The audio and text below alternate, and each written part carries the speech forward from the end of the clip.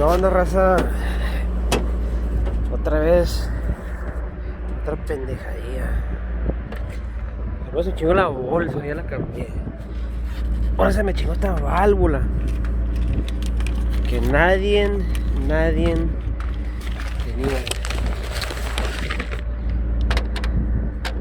Se llama Quick Release Valve.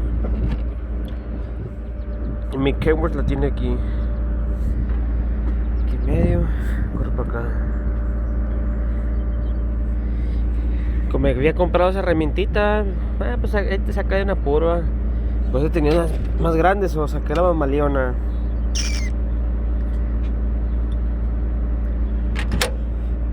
Lo que hace cuando le picas a la válvula del tractor, sale el aire por aquí abajo y te manean los pinches frenos, se manean. Acá abajo lo checas. Por si el caso, un día, pues qué pedo, soy el pinche aeronazo. Checan esta madre primero. Y de volada se descarga. Que batallado un chingo. Así es, raza. Pues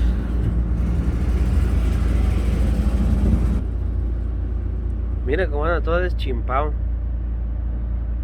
Desconecté el pinche la rifa. Y ahorita acabando de hacer este jale, pum, fuga para San Antonio. Raza, siempre carguen su herramientita. Nunca sabes cuándo me sacan de un apuro. Que sea baratita, pero te sacan de un apuro. Pinches madres son bien buenas.